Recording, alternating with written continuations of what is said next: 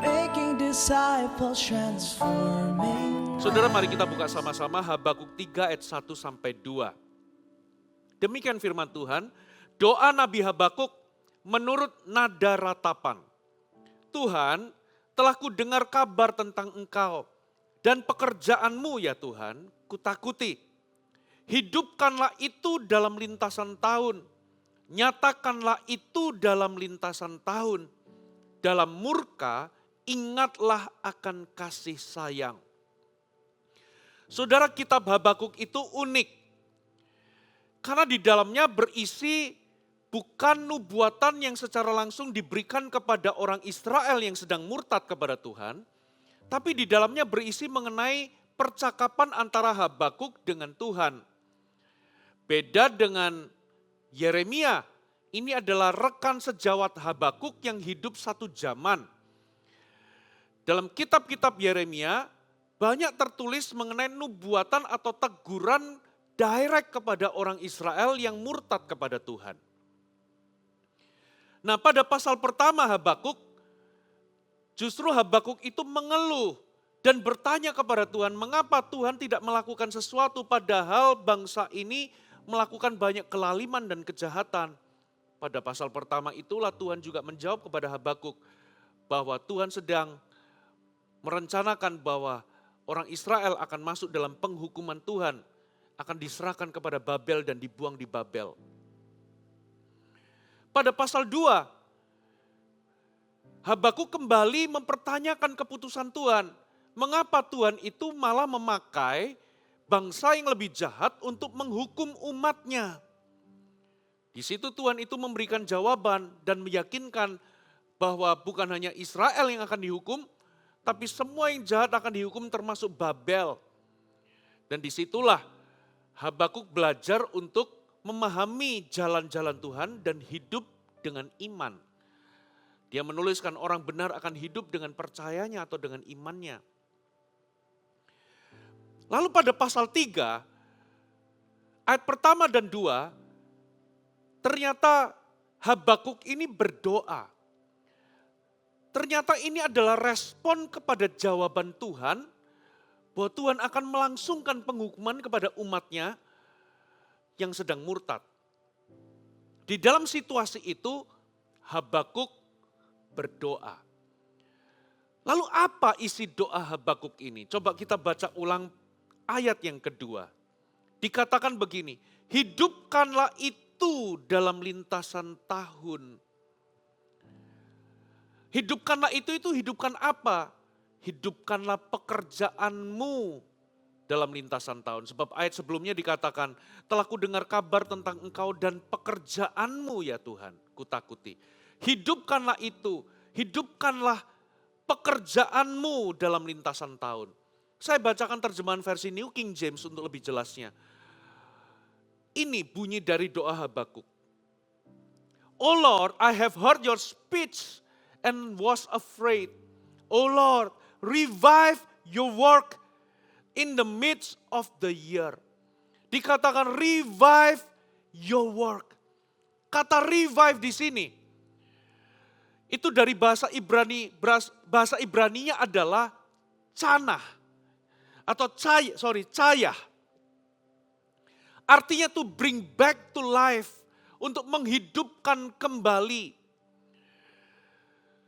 Jadi dengan kata lain, sebetulnya Habakuk ini sedang berdoa untuk revival. Revive your work, hidupkanlah kembali pekerjaan-pekerjaanmu. Jadi Habakuk itu sebetulnya sedang berdoa minta kebangunan rohani. Minta revival. Tahukah saudara, doa untuk revival itu adalah doa yang alkitabiah. Karena doa yang sama juga tertulis di dalam Mazmur 85 ayat 4 sampai 6. Coba saya bacakan. Ini adalah doa mohon Israel dipulihkan. Pulihkan kami ya Allah, penyelamat kami. Dan tiadakanlah sakit hatimu kepada kami. Untuk selamanyakah engkau murka atas kami dan melanjutkan murkamu turun-menurun? Perhatikan ayat 6. Apakah engkau tidak mau menghidupkan kami kembali sehingga umatmu bersuka cita karena engkau? Versi New King James dikatakan, will you not revive us again, that your people may rejoice in you. Dikatakan, will you not revive us again. Kata revive atau cahaya itu diulang kembali, hidupkanlah kembali. Dalam ayat yang lain, dalam kitab 2 Tawarik 7 ayat 14 dikatakan, dan umatku yang atasnya namaku disebut merendahkan diri, berdoa, mencari wajahku, lalu berbalik dari jalan-jalan yang jahat, maka aku akan mendengar dari sorga dan mengampuni dosa mereka, serta memulihkan negeri mereka. Arti lain dari revive itu bukan hanya to bring back to life, tapi juga to restore. Untuk memulihkan kembali. Dikatakan, I will forgive their sin and heal their land. Akan memulihkan negeri mereka. Inilah revival, inilah kebangunan rohani. Dan doa Habakuk ini tercatat sebagai firman Allah yang kita baca hari ini. Bahkan di zaman itu, saudara, coba perhatikan ayat pertama, dikatakan begini. Doa Nabi Habakuk menurut nada ratapan. Jadi ternyata doa Habakuk ini, yaitu doa revival ini, doa untuk kebangunan rohani ini, ternyata juga dijadikan sebagai lagu. Ternyata Habakuk itu bukan hanya seorang nabi, tapi dia juga seorang musisi. Di pasal 3 ayat yang terakhir, ditutup dengan sebuah tanda kurung. Anda bisa baca di Alkitab Anda. Dituliskan menurut pemimpin biduan, dengan permainan kecapi. Berarti Habakuk ini bisa jadi dia seorang musisi yang mahir bermain kecapi. Dan uniknya, anehnya, doa ini dituliskan atau dirancang untuk dinyanyikan. Ternyata doa ini bukan hanya diucapkan, ini bukan hanya sekedar doa, tapi dijadikan lagu untuk dinyanyikan oleh umat Israel. Pada zaman itu, saudara, masih ada orang-orang Israel yang masih setia kepada Yahweh. Dan Habakuk menuliskan doa ini supaya dinyanyikan oleh orang-orang Israel yang masih setia kepada Yahweh di bait suci. Bahkan ini dituliskan supaya pada satu kali kelak di kemudian hari ketika orang-orang Israel menjalani penghukuman Allah, dibuang di Babel, mereka juga bisa menyanyikan doa yang sama. Bahkan ketika mereka itu kembali dari masa pembuangan, kembali ke tanah perjanjian, pada waktu itu mereka keadaannya masih tercela, jumlah mereka sedikit. Mereka dalam keadaan kecil hati, putus asa, mereka juga bisa menyanyikan doa yang sama. Apa intinya? Berarti doa ini bukan hanya untuk orang-orang Israel pada zaman Habakuk, tapi doa ini juga berlaku di sepanjang zaman, di segala zaman, termasuk di zaman kita, gerejanya di masa perjanjian baru. Doa ini berlaku bagi kita. Coba perhatikan ayat kata-kata selanjutnya, dikatakan begini. Versi bahasa Inggrisnya. Revive your work in the midst of the years. Ada kata revive your work. Kata your work di sini mengindikasikan tentang the true nature of revival. Hakikat dari kebangunan rohani itu adalah pekerjaan Allah. Itu bukan hasil dari upaya manusia, itu bukan hasil usaha manusia. Revival itu adalah murni pekerjaan Allah. Sekalipun di dalam kedaulatannya Tuhan itu bisa mengirimkan revival sebagai respon atas doa umatnya, tapi tetaplah revival itu adalah pekerjaan Allah. Segala usaha manusia, segala metode perencanaan, strategi, segala liturgi, segala program acara atau bahkan publikasi yang besar-besaran terhadap program tersebut, itu semua tidak bisa menghasilkan revival. Hanya Tuhan yang bisa mendatangkan revival. Tapi sekalipun demikian, revival itu terjadi karena Tuhan meresponi doa umatnya. Tanpa Tuhan, revival gak mungkin terjadi, tapi tanpa doa umatnya, Tuhan gak akan memberikan revival. Tuhan rindu bekerja sama dengan kita. Karena revival itu pekerjaan Allah dan manusia gak bisa mengupayakan atau mengusahakannya. Saudara, revival itu hanya bisa terjadi ketika umatnya itu mendoakannya. Itu bukan hasil usaha kita, itu sebabnya kita itu harus memohon atau berdoa.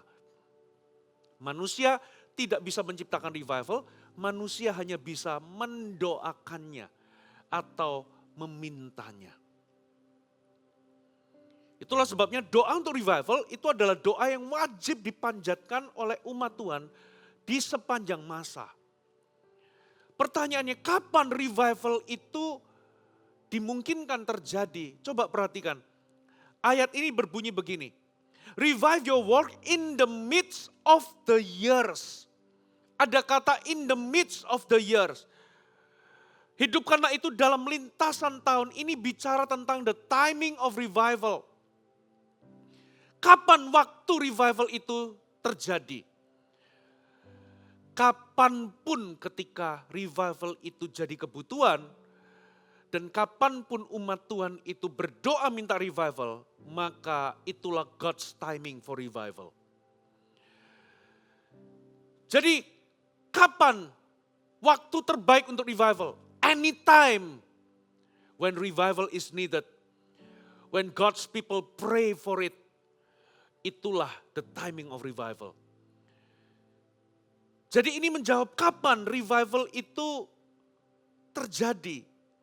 Ketika ada kebutuhan untuk revival. Kapan kita perlu berdoa untuk revival? Ketika saudara melihat bahwa umat Tuhan itu mengalami kemerosotan rohani. Ketika Anda melihat bahwa diri Anda sendiri mengalami kemerosotan rohani. Ketika gereja atau umat Allah itu hatinya dingin kepada Tuhan. Ketika gereja tidak ada lagi kuasa, ketika gereja itu powerless, nggak ada lagi pekerjaan Tuhan dinyatakan di situ. Ketika gereja itu lebih suka bersenang-senang ketimbang berlutut dan berdoa.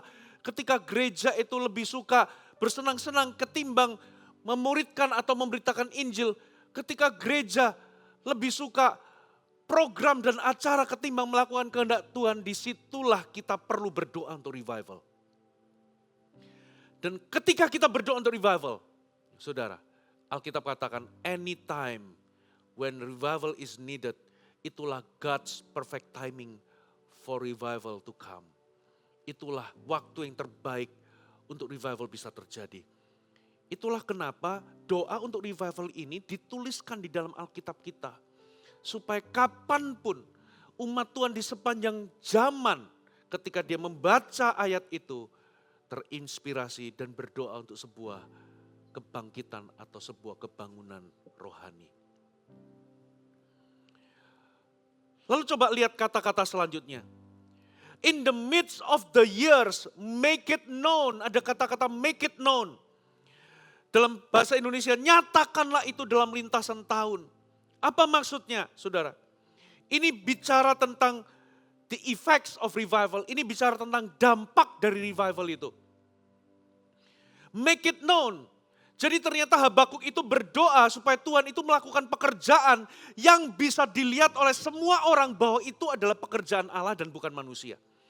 Sehingga ketika itu terjadi, orang gak bisa sangkali bahwa ini itu pastilah pekerjaan Allah dan bukan manusia. Itulah sebabnya saudara, hakikat dari kebangunan rohani itu harus bisa dilihat dan bisa dibuktikan. Kebangunan rohani itu bukan sekedar sebuah perasaan excitement belaka atau sebuah perasaan bersemangat belaka. Tapi revival itu harus bisa dibuktikan, harus bisa kelihatan buktinya. Lewat apa saudara? Lewat perubahan nyata dari orang-orang yang mengalaminya. Revival itu harus membawa orang itu bisa punya perasaan mendesak untuk bertobat kembali kepada Tuhan. Lalu bisa dilihat saudara perubahan hidupnya. Tiba-tiba mereka itu bisa punya minat terhadap perkara-perkara rohani. Menjadi haus dan lapar akan firman, menjadi haus akan hadiratnya. Terjadi sebuah kebangkitan rohani. Revival itu adalah manifestasi dari pekerjaan Roh Kudus. Manifestasi dari kehadiran Allah yang harus bisa dibuktikan dan terlihat lewat perubahan hidup umatnya. Makanya ketika revival terjadi, Saudara, gereja kita nggak akan sama lagi. Sel group Anda nggak akan sama lagi. Hidup Anda juga nggak akan sama lagi. Karena ketika Tuhan melakukan pekerjaannya, mendatangkan revival, sesuatu terjadi dan itu bisa dibuktikan. Make it known. Katakan amin. Lalu kata-kata berikutnya dikatakan begini. In wrath, remember mercy. Dalam murka, ingatlah akan kasih sayang. Kebangunan rohani itu adalah the work of mercy. Itu adalah pekerjaan kasih karunia. Habakuk tahu bahwa mereka itu gak layak untuk kebangunan rohani. Mereka itu layaknya menerima hukuman. Tapi di sini Habakuk itu berdoa kepada Tuhan. Karena dia percaya bahwa sekalipun Tuhan itu membenci dosa. Tuhan itu akan menghukum dosa. Tapi Tuhan itu penuh belas kasihan. Dia itu mengasihi orang-orang berdosa. Tuhan memang membenci dosa. Tapi Tuhan mengasihi orang-orang berdosa. Tuhan akan menghukum dan mengadili dosa. Tapi Tuhan itu karena belas kasihannya akan mengirimkan kebangunan rohani. Jadi kebangunan rohani itu bukan karena kita layak dan pantas. Tapi kebangunan rohani itu semata-mata adalah pekerjaan anugerah belas kasihannya. Itu adalah membuktikan bahwa Tuhan itu rindu bekerja untuk memulihkan dan menghidupkan dan membebaskan, menyembuhkan. Apa yang perlu kita lakukan, saudara? Sebagai umat Allah, saudara, kita perlu sikap yang benar. Alkitab berkata, bagaimana sikap Habakuk, saudara? Dikatakan Habakuk berkata demikian, telah ku dengar kabar tentang engkau, pekerjaanmu ya Tuhan, ku takuti. Oh Lord, I have heard your speech and was afraid. Jadi setelah Habakuk di pasal 2 itu mendengar tentang keputusan Tuhan, bahwa Tuhan akan memberikan penghukuman bagi umatnya, Habakuk tidak lagi berani menyanggah. Tapi yang ada dalam Habakuk 2 ayat 20 mengatakan, saudara, Tuhan ada dalam bait-Nya yang kudus, berdiam dirilah di hadapannya ya segenap bumi. Ternyata Habakuk berdiam diri, dia masuk dalam hadirat Tuhan, dia berdiam diri. Dan di pasal 3 ayat kedua dia katakan bahwa aku mendengar firman-Mu dan aku takut. Kata takut di sini versi NIV mengatakan I stand in awe. Aku hormat, aku berdiri dengan hormat dan gentar. Saudara, semasa kita berdoa sebentar lagi, kita gak boleh datang dengan postur atau sikap hati yang salah. Alkitab berkata, kalau umatku yang atas namaku disebut, itu merendahkan diri, lalu berdoa mencari wajahnya, dan berbalik dari jalan-jalan jahat, maka Tuhan akan meresponi orang yang mendekati Tuhan dengan sikap yang benar. Dengan apa? Tuhan mendengar doa kita dari sorga, Tuhan mengampuni dosa kita, dan Tuhan melepaskan kebangunan rohani, memulihkan negeri kita. Berarti ketika kita berdoa, sikap kita penting. Jangan asal-asalan kita menyanyi. Kita gak boleh terburu-buru masuk dalam hadirat Tuhan. Pastikan kita mendekati Tuhan dengan hati. Rendahkan diri kita, kalau perlu kita akui dosa kita. Lalu waktu kita menyembah Tuhan, kita menyembah dengan segenap hati kita. Lalu apa yang terjadi, saudara?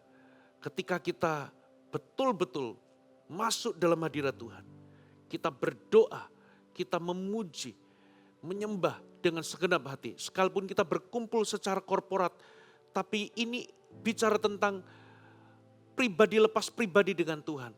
Ketika kita betul-betul masuk dalam hadirat Tuhan dengan sikap demikian, Tuhan itu menjawab doa yang tulus dengan kebangunan rohani.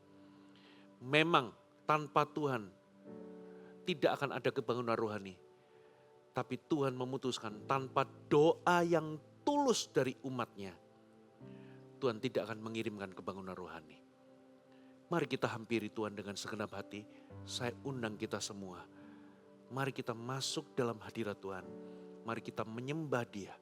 Mari kita rendahkan diri kita. Masing-masing menyendiri. Berdiri dalam hadirat Tuhan.